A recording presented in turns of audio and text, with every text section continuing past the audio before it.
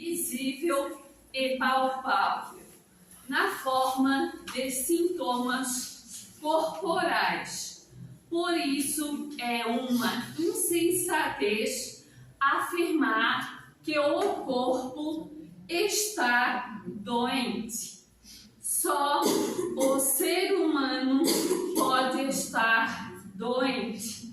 No entanto, esse estar doente se mostra no corpo como um sintoma. Quando uma tragédia é representada no palco, não é o palco que é trágico, mas a peça teatral. Não trate apenas dos sintomas, tentando eliminá-los sem que a causa da enfermidade seja também extinta. A cura real somente acontece do interior para o exterior, do cerne para a forma transitória.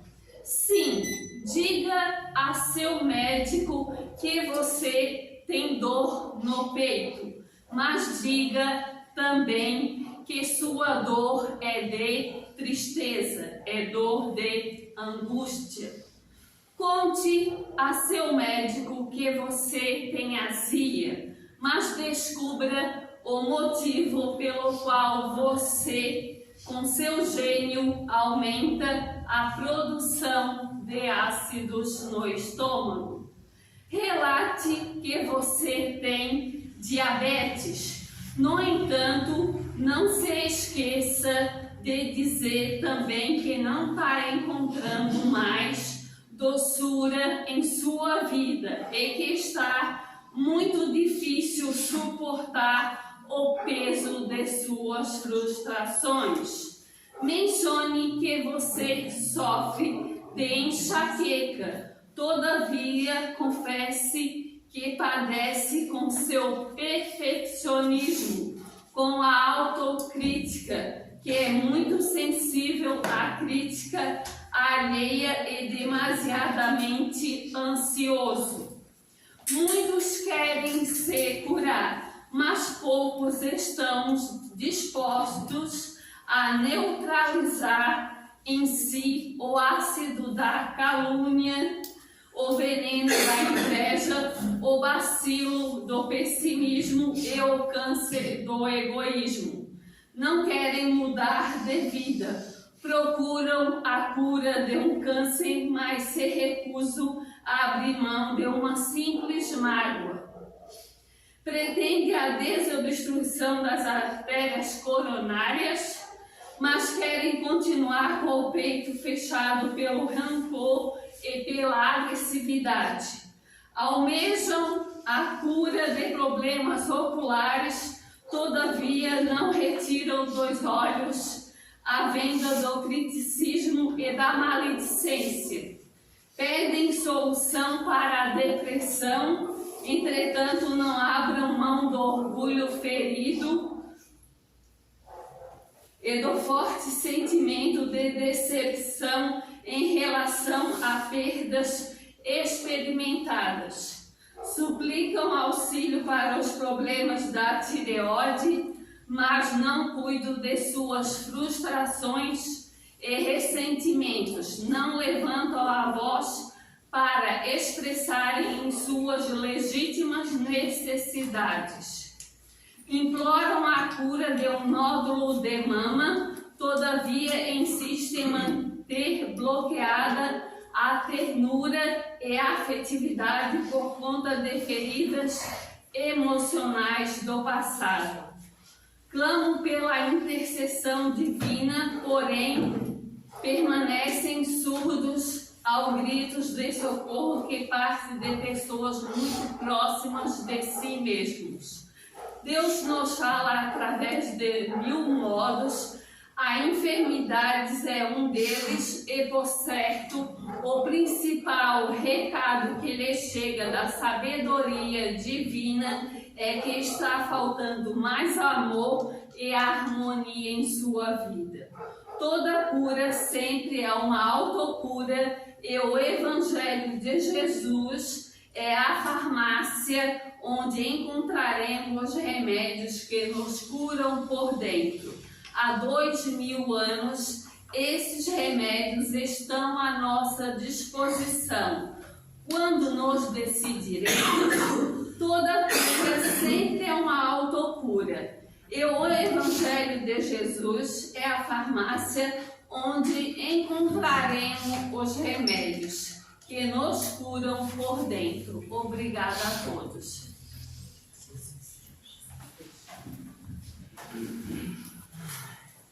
Boa noite a todos, irmãos encarnados e desencarnados.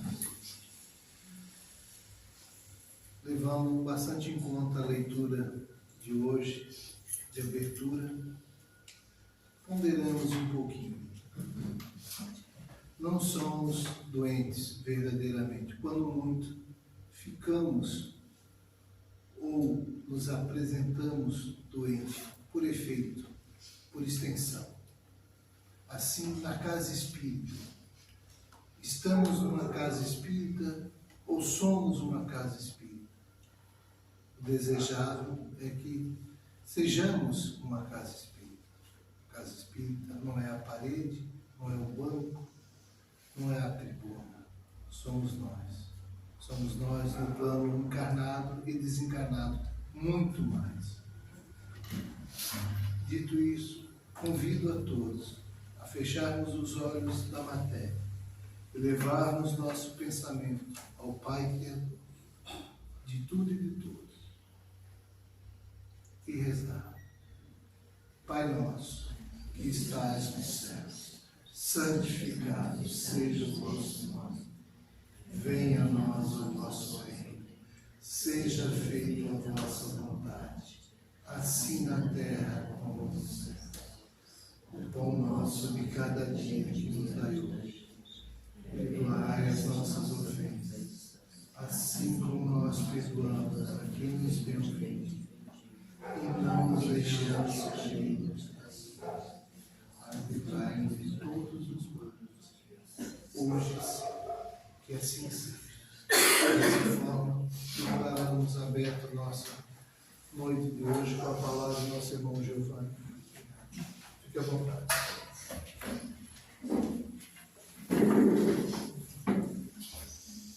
Queridas irmãs, queridos irmãos, encarnados e desencarnados aqui presentes, a todos nosso boa noite. Boa noite. Nossos votos de muita paz a todos vocês. Primeiramente, agradecer o convite da casa, o carinho que foi recebido aqui por todos. Eu queria começar essa nossa conversa. Perguntaram da pouco se eu queria ser expositor da noite, né? Não, vou conversar com vocês. Vamos bater papo aqui sobre coisa boa. Para falar de coisa boa, eu queria começar com um texto que o Roberto Carlos musicou, de uma psicografia do Chico trazida pelo Emmanuel. Não vou cantar não quero espantar ninguém daqui, se eu cantar vai todo mundo embora. Mas dizia assim essa música: um certo dia um homem esteve aqui. Ele tinha o olhar mais belo que já existiu. Tinha no cantar uma oração, no falar a mais linda canção que já se ouviu. Sua voz falava só de amor. Todo o gesto seu era de amor e de paz que ele trazia no coração. Ele pelos campos caminhou, subiu as montanhas e falou de um amor maior. Fez a luz brilhar na escuridão e o sol nascer em cada coração que compreendeu que além da vida que se tem, existe uma outra vida além. E assim, o renascer, morrer não é o fim. O nome dessa música é O Homem, psicografia de Chico, de uma trajetória. E na década de 70, se não me engano, 74, musicado por Roberto Carlos. A grande maioria já deve ter ouvido essa música, né? Mas um homem esteve aqui para fazer o quê? O que ele veio fazer aqui? Nós temos diversas religiões no mundo que se dizem cristãs. Muitas vezes cada uma delas, em momentos diferentes, diz que ele veio fazer uma coisa diferente. Se a gente perguntar para os judeus o que ele veio fazer, não, ele era um líder militar que veio libertar os judeus dos escravos, assim, dos romanos. É assim que eles pensavam. Nenhum discípulo entendeu Jesus como a sua missão espiritual. Todo mundo esperava um Messias guerreiro que viesse libertar o povo judeu do jugo dos opressores romanos. Se nós perguntarmos para os nossos irmãos católicos e evangélicos, com certeza eles terão o seu próprio entendimento. Mas o que a doutrina espírita nos diz que Jesus veio fazer aqui? Os discípulos não compreenderam. As autoridades não compreenderam, tanto não compreenderam que pregaram na cruz. Se tivesse compreendido o que ele veio fazer aqui, não teriam feito isso. E muitos de nós, ao longo da história, e ainda hoje, não compreendemos a verdadeira missão de Jesus aqui na Terra. Jesus primeiro veio trazer um novo entendimento para a lei de Moisés que já existia. Ele veio colocar para nós todos que aquele Deus que os hebreus entendiam como um Deus castigador, um Deus guerreiro, né? Um Deus, aquele Deus que dizia, né? Vão que eu vou na frente para vencer os vossos inimigos, como está escrito em todo o Velho Testamento. Aí Jesus vem e dá uma definição um pouquinho diferente. Definição essa que nós acabamos de recitar aqui. Qual é a primeira definição que ele dá de Deus? Na oração que nós fizemos agora. Pai. Pai. Não é mais Senhor, não é mais o guerreiro, é Pai. E não é meu Pai. Ele podia começar a oração, meu Pai. Ele começa dizendo Pai, nosso. Meu, seu, dela, todo mundo. Ele é Pai nosso, todos nós somos irmãos. Nos uniu numa grande fraternidade universal. E nessa fraternidade universal, quando ele vem trocar essa visão de Deus que tem, ele vem dizer que esse Deus é amor. Essa é a palavra que define e que a nossa irmã acabou de ler aqui, dizendo que o que cura é a prática do amor. Só o amor cura. E foi isso que Jesus veio dizer para nós. Ele veio ensinar o amor. E aí, quando a gente pergunta, mas o que ele ensinou de amor, né? Ame ao seu próximo como a ti mesmo. Não, você não ensinou, isso já estava no Velho Testamento, gente. Amai a Deus sobre todas as coisas e ao próximo como a ti mesmo, está em Levítico, Velho Testamento, capítulo 19, versículo 18. Isso não foi Jesus que ensinou.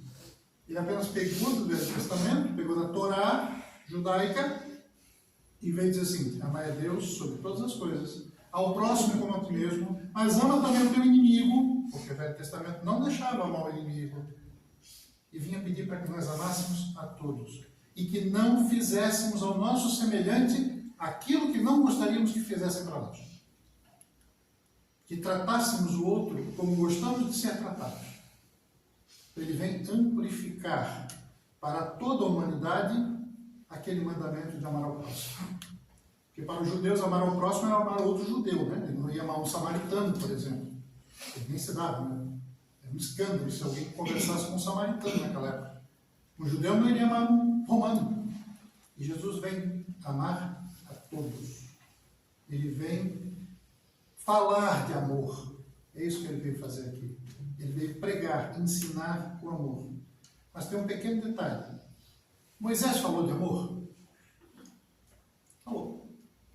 Você pega os 10 mandamentos, aquilo lá é um cântico ao amor. Moisés prega também o amor. Só que o mesmo Moisés que pregava o amor, mandou matar. Tem determinado momento no Velho Testamento em que Moisés, para se fazer respeitar as leis que ele havia trazido, ele manda que se mate o inimigo. Jesus viveu o amor. Ele viveu o que ele falou e o que ele pregou. Então, muito mais do que falar de amor, é preciso, e esse é o ensinamento dele, que a gente viva de acordo com esse mandamento dele, o mandamento do amor. E aí nós vamos encontrar 3 tipos de relação que as pessoas têm com o amor, né? Primeiro, tem aquelas que não sabem o que é isso. Como é que a pessoa não sabe o que é amor? O mínimo amor de pai e mãe ele recebeu quando nasceu. De mãe, né? ok, ela sabe o que é a palavra amor, ela sabe o que é o sentimento que está colocado, mas não entende o que é sentimento. Tanto não entende que tem muita gente que mata por amor. Amor não mata. Se matou, não era amor. Vocês não ouviram falar disso? Ah, matei por amor. Não, não matou por amor. Você matou porque você quis. O amor não tem nada a ver com isso. Aliás, você não amava, você amasse não matava. Então tem gente que nem sabe direito o que é amor, não entendeu ainda o que é isso. Tem gente que já entendeu, mas não pratica. Guarda o amor para si. E existem aqueles que entenderam e fazem da sua vida um hino ao amor. A vivência do amor no seu dia a dia. Para aqueles que não sabem o que é amor, a gente precisaria tentar identificar. Só que é uma coisa complicada, porque amor é uma palavra polissêmica. Compliquei agora, né? O que é uma palavra polissêmica? Uma única palavra com muitos significados. É uma palavra que você pega e que, dependendo de quem você falar, tem muito significado. Os gregos, por exemplo, no nosso caso, tem muitos significados. Às vezes a gente fala de amor, a gente tem como paixão, né? Aquele amor de namorado, aquele amor platônico, aquela coisa toda. Outros têm outros significados para a palavra amor. Os gregos possuíam 10 palavras para representar os diferentes tipos de amor. Tudo que a gente convence uma só, eles tinham 10 palavras. Eles eram mais inteligentes do que nós. Eu vou trazer as 3 principais aqui. A primeira delas, que é uma palavra que traduz amor em grego, é eros. Não tem nada a ver com o sentido que nós demos para essa palavra hoje em dia. Ero é atração física ou atração do desejo. Que nós poderíamos mais ou menos traduzir para o português como aquela relação do amor que nós consideramos a paixão. Sabe aquela paixão que de início é avassaladora, a gente fica enlouquecido, seja paixão por um time de futebol, seja paixão por uma pessoa, mas ela esmorece com o passar do tempo. Ela só fogo de palha. Depois que a gente tem paixão, né? Então esse é o amor eros. O que tem de problema com esse amor? Eros, essa paixão. É que ela exige que o outro goste de mim. Se eu não houver reciprocidade, com o tempo ela vai se perdendo. Essa é a primeira característica dela. E ela é exclusivista. Paixão de futebol, né? Eu não posso gostar dos 2 times aqui de Florianópolis, aí fica esse. Ou eu gosto de um ou eu gosto do outro. Não tem como gostar dos 2. Então a paixão tem esse exclusivismo. Tá? O segundo tipo de amor que os gregos traziam é o amor philos. O que é o amor philos? É um amor mais de afinidade mental, cultural, que a gente poderia traduzir para o português como aquele amor da amizade, aquele amor que a gente tem pelos amigos, aquele amor que a gente tem pelas pessoas mais próximas, talvez até para alguns parentes, aquele amor de parentela, tá? Que a gente acaba sendo traduzido com uma certa generosidade, um desprendimento, uma estima, ou talvez até um amor filial. Esse é o amor philos. Só que ele também é um amor que exige reciprocidade.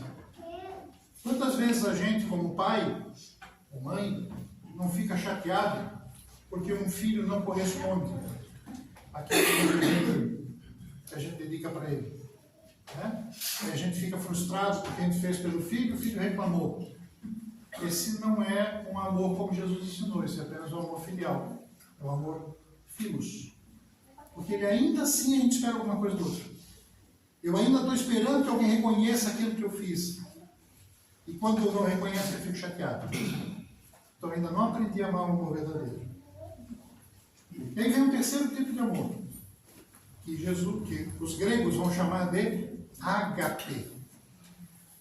O amor ágape significa amor fraterno.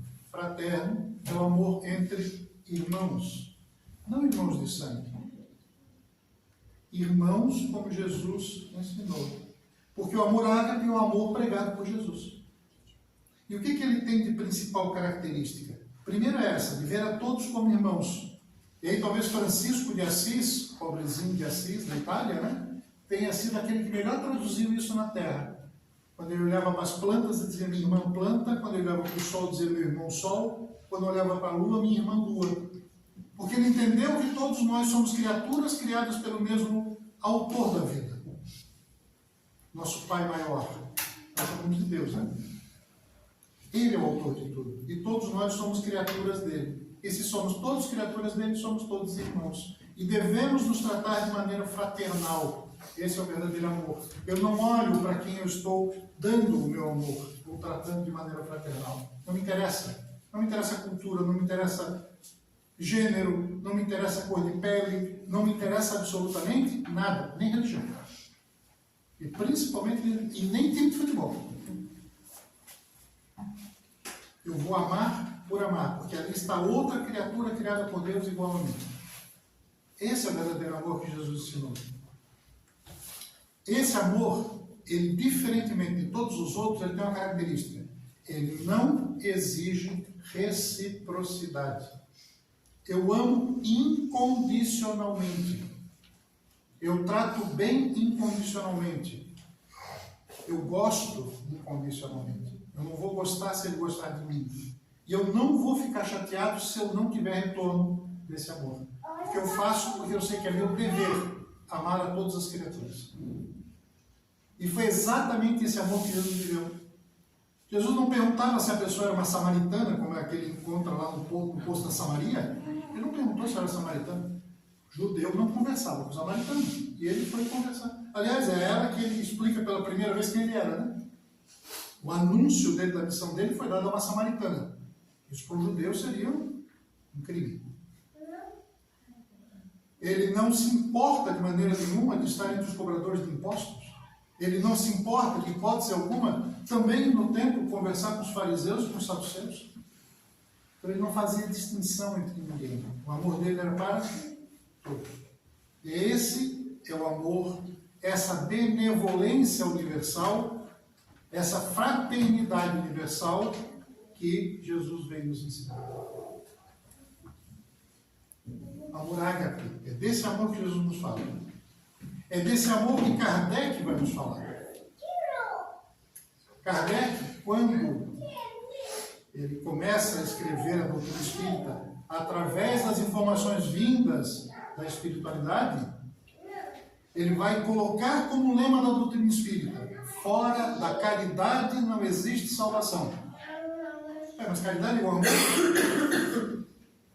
Ele vai perguntar para a espiritualidade: o que é caridade conforme Jesus entendia? E aí eles vão dar exatamente o significado de amor que Jesus entendia. A palavra caridade. Ser bondoso para com todos.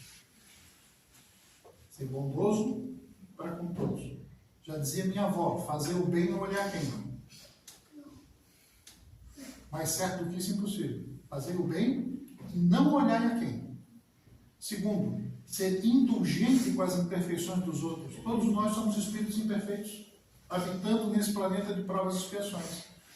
Todos nós, em algum momento, se convivermos juntos, vamos fazer coisas que vão incomodar os demais, porque nós somos imperfeitos. Quando nós fazemos, queremos que os outros sejam indulgentes para conosco. Também devemos ser indulgentes para os erros dos outros. E o terceiro, o perdão das ofensas. Isso é caridade, segundo Jesus entendia. E esse é o principal conceito do amor. Ser bondoso para com todos. Indulgente com os erros do outro.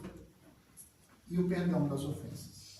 É esse o convite que Jesus veio nos fazer, para que a gente coloque isso em prática na nossa vida. Muitas pessoas falaram de amor, né? Muitas. Poetas, cantores, escritores. Mas eu acho que ninguém traduziu tão bem o significado de amor quanto Paulo de Tarso, na sua carta aos Coríntios, e que talvez a gente lembre muito mais do Renato Russo cantando essa música do que do texto do Paulo de Tarso, né? Mas é mais ou menos a mesma coisa. O que Paulo de Tarso nos diz? Ainda que eu falasse a língua dos homens e dos anjos, se eu não tivesse amor, eu seria como o bronze que soa ou o sino que retine. Ainda que eu tivesse o dom da profecia e conhecesse todos os mistérios e toda a ciência, ainda que eu tivesse toda a fé, de maneira que eu transportasse os montes, se eu não tiver amor, eu não seria. ainda que eu distribuísse todos os meus bens para o sustento dos pobres, ainda que eu entregasse o meu próprio corpo para ser queimado, se eu não tiver amor, não tiraria proveito de nada disso. O amor é paciente, o amor é benigno, o amor não é invejoso, o amor não trata ninguém com leviandade, o amor não se ensoberbece, não se conduz de maneira inconveniente, não busca os seus interesses, não se exaspera, não fica chateado com o mal, não se alegra com a injustiça, mas sempre fica feliz com a verdade. O amor tudo sofre, tudo crê, tudo espera, tudo suporta. Lindo, né? Lindo, lindo, lindo. Carta de Paulo aos Coríntios. Já sabem o que é amor agora? Só que tem um detalhe, agora precisa praticar. Porque senão eu vou ficar lá na primeira categoria que eu falei, aqueles que sabem o que é amor não praticam. Então o que tem que fazer agora é o convite mesmo de Jesus. Colocar o amor em prática no nosso dia a dia, na nossa vida diária. Não só na casa espírita, mas no dia a dia em casa. Com aquele parente difícil, com aquele filho malcriado, com aquele pai ranzinza, com um colega de trabalho insuportável, com ele bem olhar na cara dele, né? No trânsito, com o adversário da torcida do jogo de futebol. É aí que a gente precisa aprender a praticar o amor. Porque aí nós vamos nos lapidando enquanto espíritos imortais. Aí nós vamos aprendendo aquelas subdivisões do amor, como a tolerância, a paciência, a amorosidade. Aí nós vamos praticando tudo isso. A brandura. Vamos evoluindo a pouco e pouco em direção ao espírito perfeito que nós havemos de nos tornar, como está dito no Livro dos Espíritos, questão 170. Qual é o fim de todos nós espíritos que estamos caminhando aqui na Terra? É lógico que depois de algumas encarnações, espíritos bem-aventurados. Seremos todos espíritos puros. Estamos aqui treinando para isso, fazendo cursinho para espírito puro. Por isso as dificuldades tantas, né? Faz parte do treinamento. Pensou que é fácil? E o principal treinamento, a principal característica de um espírito bem-aventurado, a vivência do amor. Então o desafio é colocar em prática. Todos nós somos convidados a praticar o amor incondicionalmente. Aquele amor ágape, que Jesus veio nos mostrar. Esse é o grande desafio. E o exemplo de Jesus é imprescindível. Porque antes de falar, ele fazia. Então não é falar de amor, não é conhecer amor. É nas pequenas coisas, nas menores coisas da nossa vida. Muitas vezes nem por ação, por omissão. Alguém vem contar uma fofoca e a gente fica calado, você praticar um amor. Não espalhar. Porque às vezes a gente fica louco para contar para todo mundo, né? Entrou por aqui, já quer sair por aqui. Ué? Segura, você prática de amor também. Calar também às vezes é prática de amor. Jesus é nosso exemplo, nosso guia e modelo, questão 625 de O Livro dos Espíritos. Qual o ser mais perfeito que Deus legou à humanidade para servir de guia e modelo? A resposta é simples, né? Não tem nem artigo, não tem adjetivo, não tem nada. Jesus. Resposta direta. Jesus é o guia e modelo para a humanidade. Só que falar em seguir Jesus, imitar Jesus é complicado, né? A gente vê Jesus assim, lá em cima, embora seja nosso irmão. Embora seja nosso maior irmão. Mas a gente vê Jesus como espírito puro, espírito já crístico, né? Muito elevado. Talvez até esse conceito cultural de divindade de Jesus que a gente traz do nosso passado católico, cristão do Brasil, que nos contamina aí um pouquinho para entender efetivamente quem é Jesus. Mas vamos pegar alguns exemplos mais próximos de nós. Vamos deixar Jesus lá, né? Questão 625 dos Espíritos. Gente que a gente pode copiar.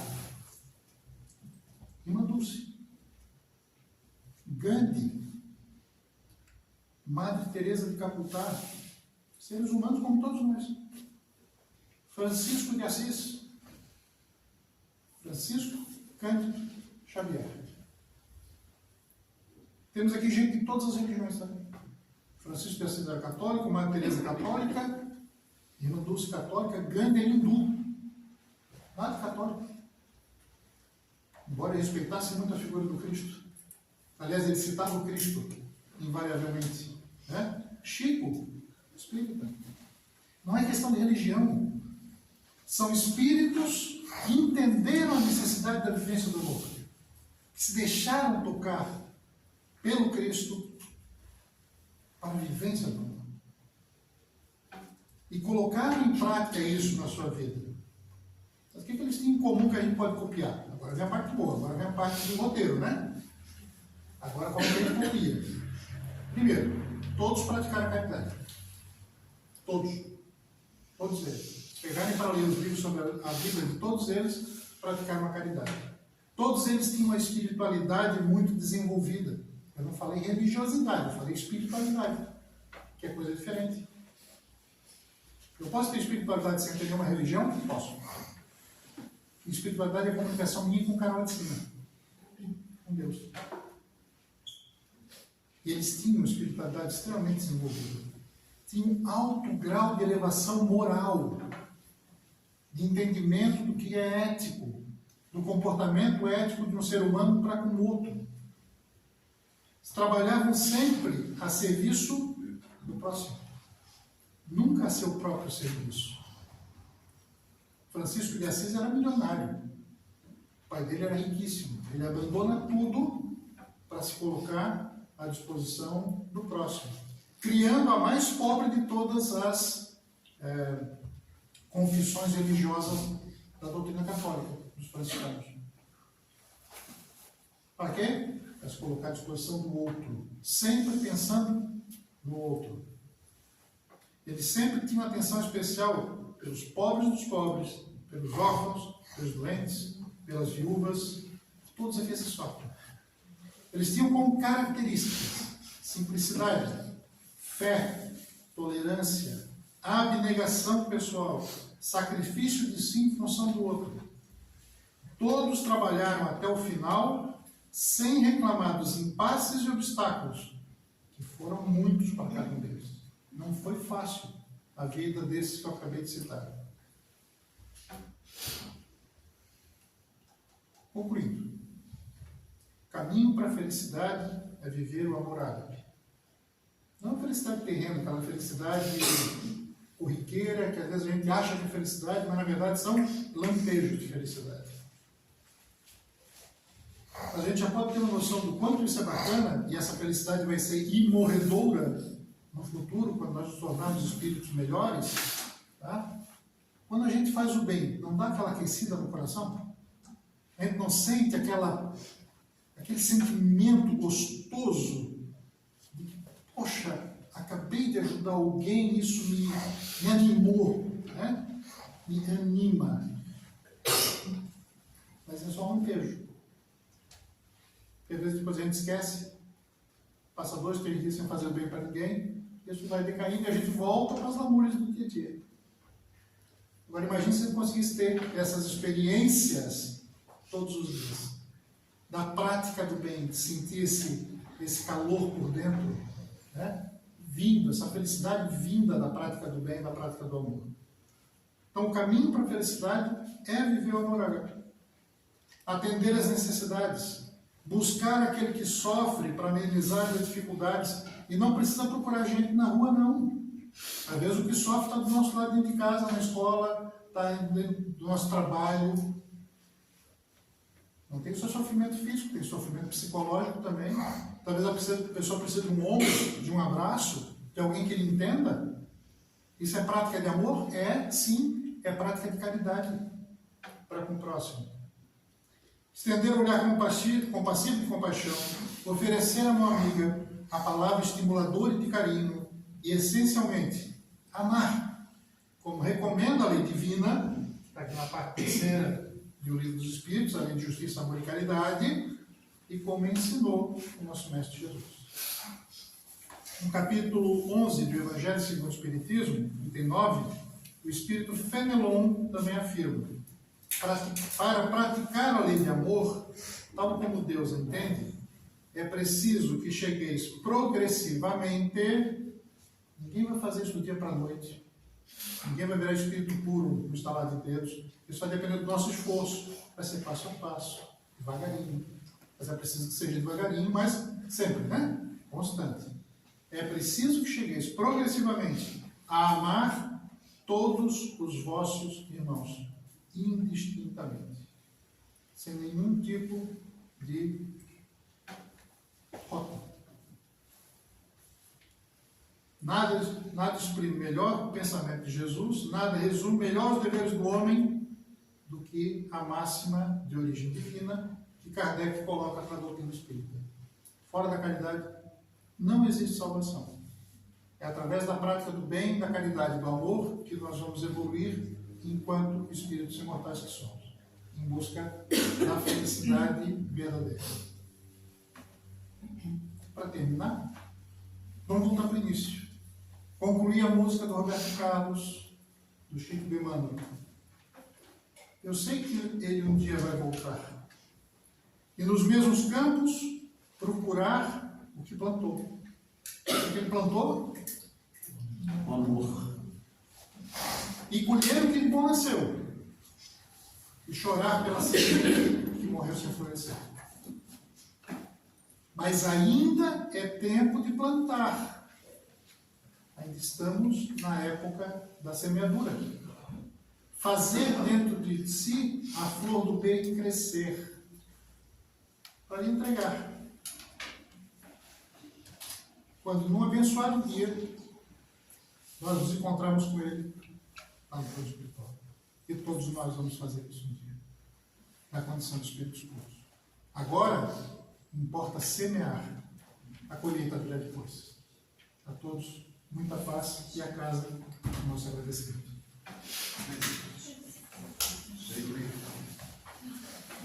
Sim.